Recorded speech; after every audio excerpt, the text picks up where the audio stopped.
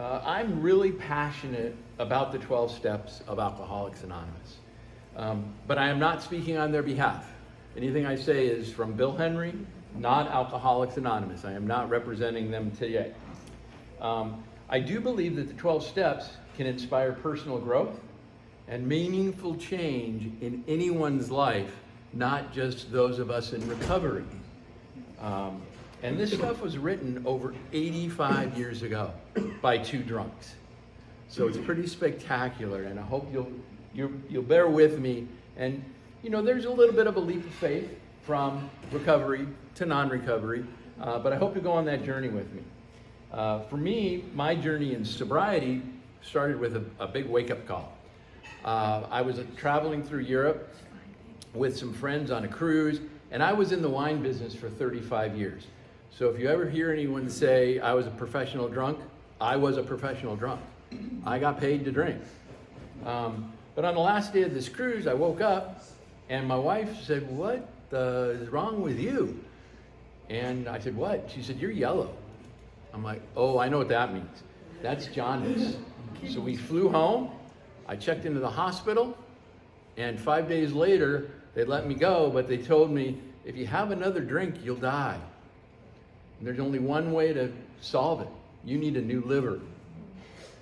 And since I was in the wine business, they would never give me a liver if I kept on with that job. So here I was, almost died, need a new liver, which you have to be sober 6 months to get. And you have to wait for a liver that fits in your body and everything. And I was unemployed. I had no idea what to do. Well, I found these 12 steps, and they changed my life. So I love sharing them with people.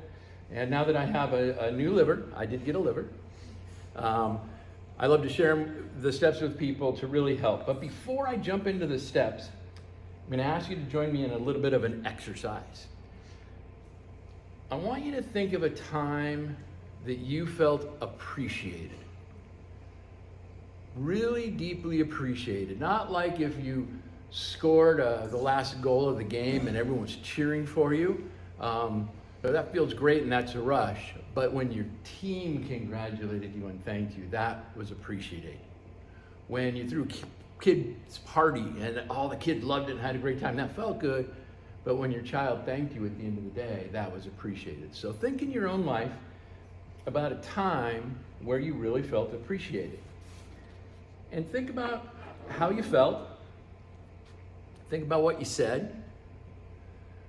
Think about what you did. Think about what you thought about, because what you feel and what you think are different things. And now make that into a story. Just make it into a story so you could repeat it like I'm up here telling you a story. And now give the story a name. And now you have that name of that story. Something's going rough, you're in a business negotiation, someone cuts you off on the road. Think of the title of that story and you're going to feel appreciated.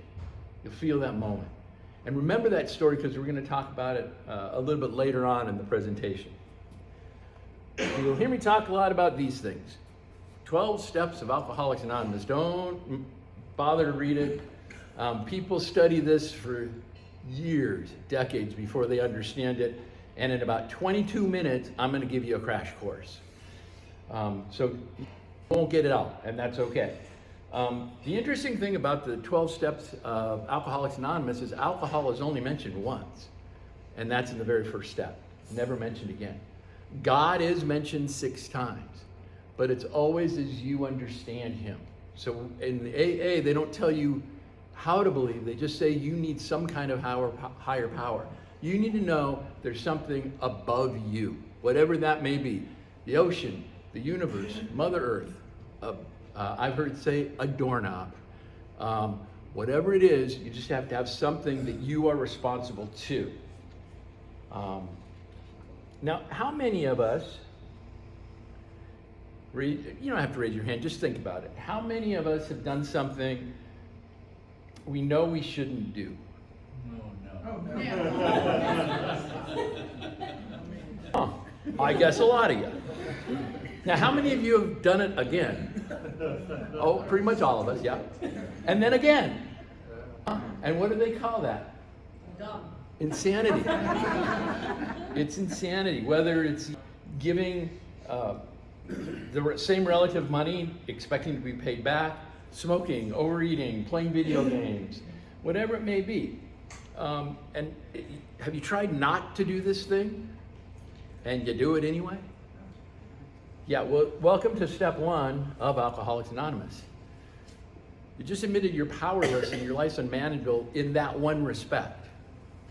Oh, I'm going to try and not mention alcohol or God through this, unless you ask me a question about either one. And please feel free to ask questions. We can be very interactive if you'd like. So a lot of people don't like to talk about booze, and a lot of people don't like to talk about God. So I'm going to try and skip both of them. So you need something to help you with that behavior. Help you stop doing whatever that was. That you went, I did a lot of stuff I didn't like. That's step 2. Realizing you need help. And then step 3 is asking something to help you. Be it a higher power, be it Mother Earth. One of the people I know who's an avowed atheist, it's the law of probability. The law of probability says if I go to AA meetings, I won't drink. So whatever that law of probability is for you, maybe that's enough of a higher power. There's a story in the book of Alcoholics Anonymous that there's this guy and he loves to jaywalk. He doesn't just jaywalk, he kind of jay-runs. So he's dodging the cars and he just loves it. It's an adrenaline run. So he's doing it, he gets a little older, so he gets a little slower, and then he gets clipped by a car. It's just my elbow, I'll shake that off, and he does it again. And then he gets hit in the knee. Now he's even slower. So the next time he gets hit in the next knee, but he keeps doing it, he can't stop. And then he gets hit by a car full on. He's in the hospital, he wakes up, and he says, where are my clothes? I gotta go dodge cars. That's how it is for someone like me with alcohol. You guys probably don't have anything that bad that you want to do that much, but the doctor said you can't do that. So he got help from a higher power.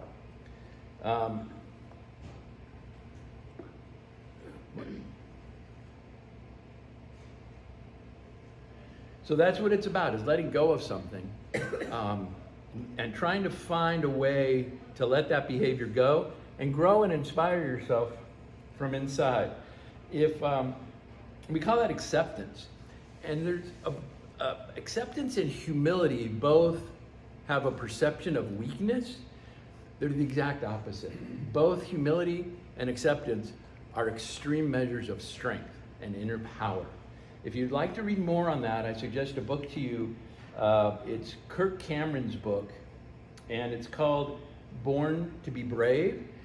It is very Christian focused, but it's a great book explaining personalities and really that greatness and strength and humility and acceptance. Now, these higher powers will also bring you more kindness, honesty, and I think that's why it's important to speak to service groups who aren't necessarily in recovery. Steps 4 and 5, I'm going to lose some of you here. Do a searching and fearless moral inventory. I'm sure someone in here just said, well, I'm not listening to that guy anymore. That's hard. And yes, it is. I spent about 2 months doing mine. My first sponsee. A sponsee is someone that you kind of take responsibility for in it. He's working on 6 months to get through the 4th step. He works on it every day, so he does it very seriously. But you don't have to do it that long if you decide to do it at all. The reason you want to do it is because it gives you a sense of self-worth. It gives you a sense of honesty and responsibility in dealing with others. So really try and be honest. How far do you go back? It's up to you. But I always use if it's cringeworthy, if you think of something in your life and you go, ooh, probably goes on the list. You think something that you did that you don't want your parents to know, it probably goes on your list. And then this is the harder one. You got to share with the universe, Let me tell you, the universe already knows. You're not telling the earth something it doesn't know, but you got to share it with another person. Who do you do that with? Do you do that with a friend? You better trust that friend that they'll love you the same after you told them what you done. Or it doesn't always have to be bad. There's good things you'll find in your moral inventory. There's a story of a guy who got a cab, and he said, drive ahead, and when I tell you to turn around, and I'm going to tell you when I'm halfway through with my list of character defects. He did, and he did the step. For me, I think it's better to do it. It's a better feeling. It's more truthful for you to do to someone who you may know, priest, rabbi, whatever it may be. But do it in person. Don't do it over video. What happens in video is it's actually about 6 eyelid flashes slower on video than it is in person. Now for Zoom meetings and stuff, that works great because there's so much distraction, your brain's taking it all in. But one-on-one, the video is much slower and much slower to respond to that human being you're speaking to. So it's a much more honest, open conversation if you're doing it in person. And this behavior, although it sounds uncomfortable, will strengthen your relationship, deepens your self-awareness, and really empowers you to have a sense of acceptance of others and what they may have done. And again, that's getting into that humility, which I will stress again. Humility is not weakness. And humility, what it actually is, not thinking less of yourself, it's thinking of yourself less. Step 6 and 7.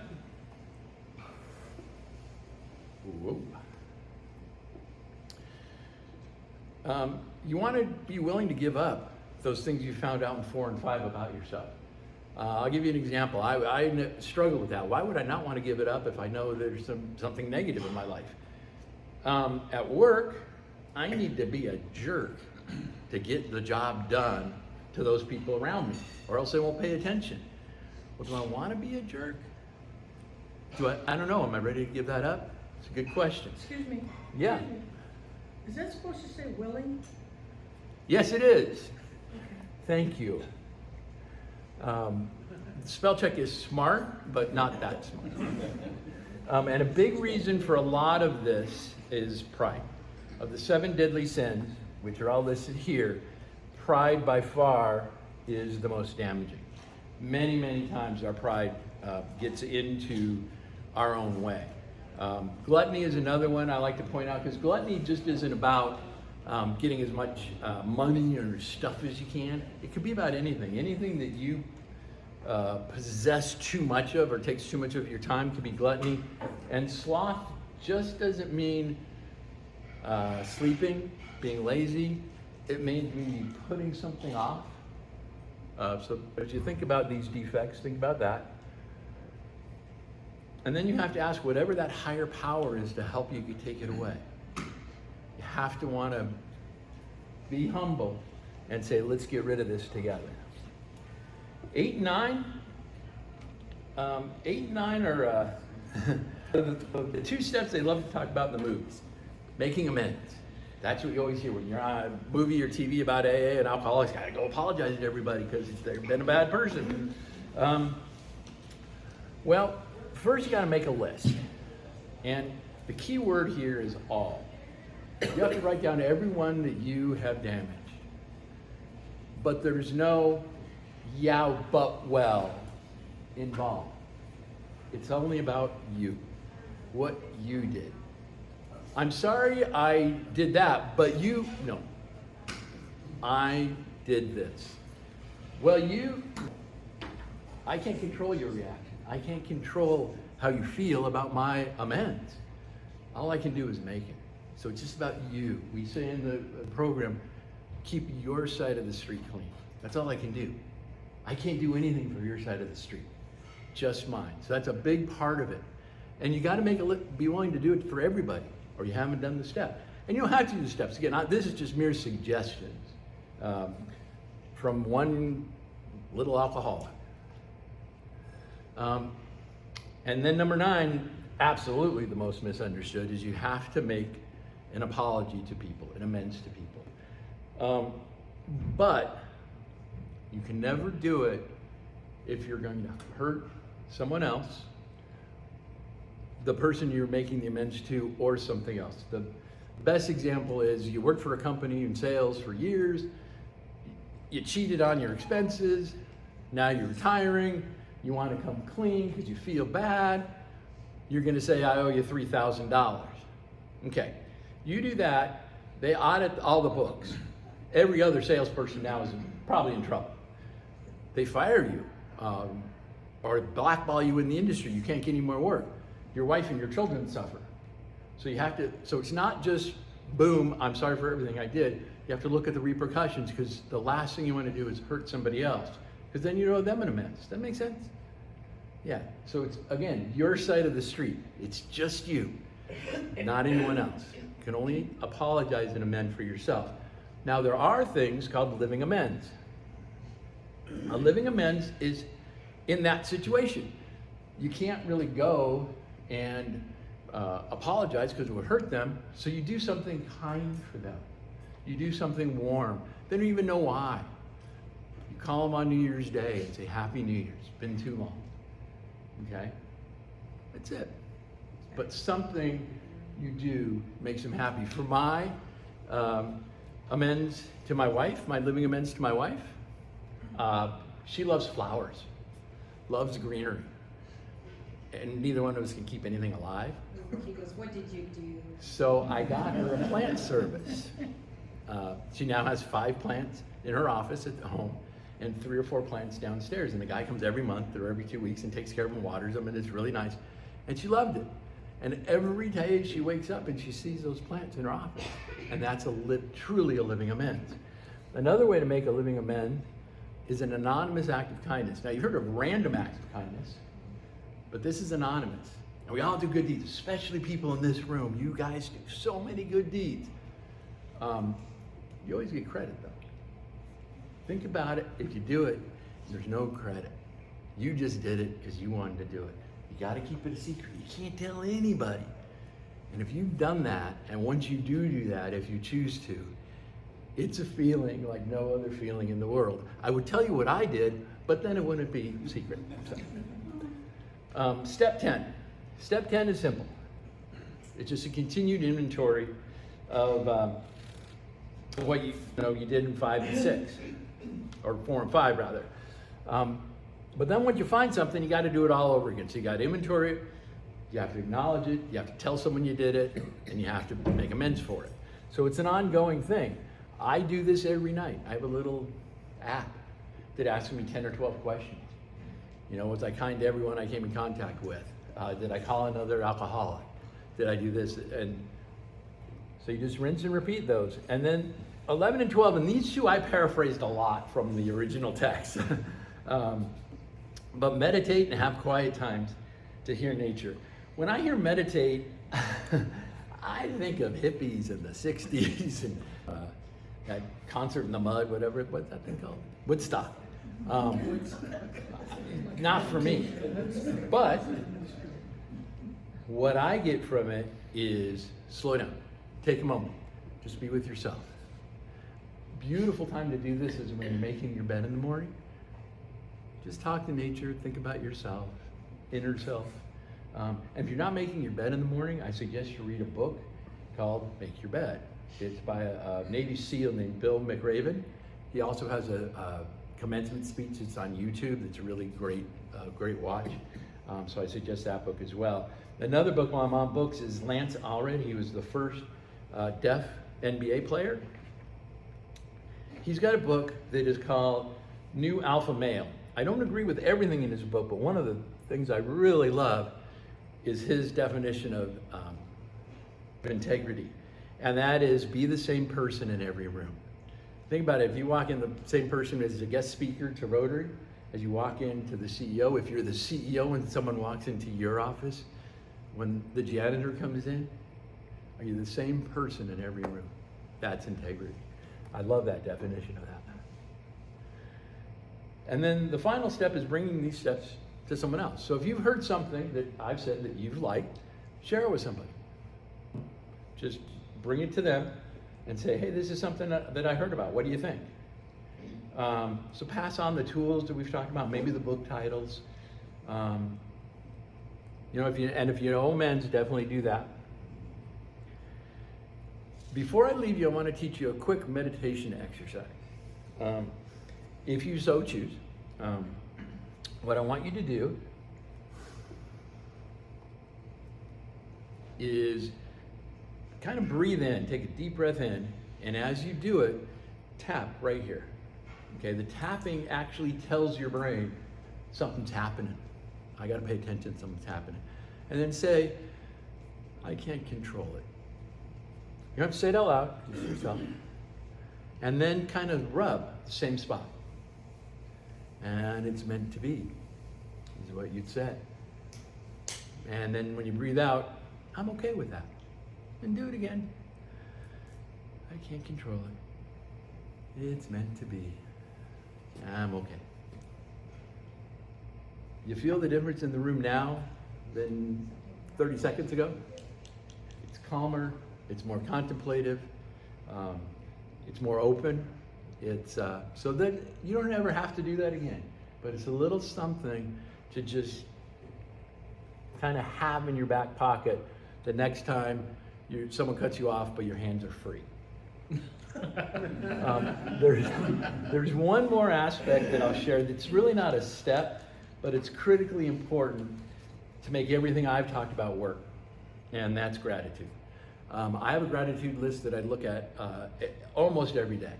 I look at it before my AA meetings, so that's 5 days a week, maybe 6. But what we're grateful for is incredibly important to our subconscious. Our brain is separated into 4 compartments, 2 of them below our conscious, 2 above. The one that makes us angry, we say T-Rex-like in therapy, that one is below the consciousness. You can't willpower that. You can't change that with willpower. But gratitude, an abundance of gratitude and joy can actually change that. It was put way back in us when we were little, when we were born. But we can improve it with gratitude and joy. It's been scientifically proven. So that's why the gratitude is so important. Now remember that story we talked about at the beginning? Think about the title. Do you think little appreciated? Are you grateful for that? So build a list of these titles, these appreciation titles, because you'll find gratitude in them, and that will help you find your gratitude.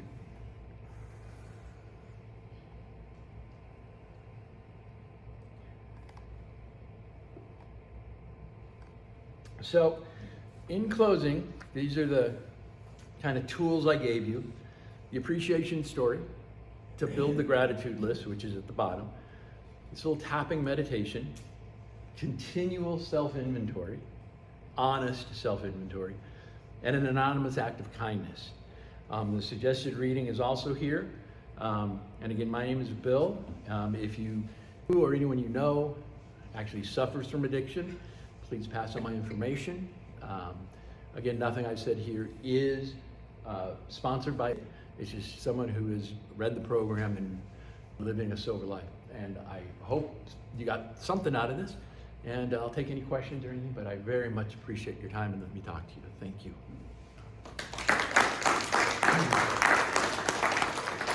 Do you have any questions?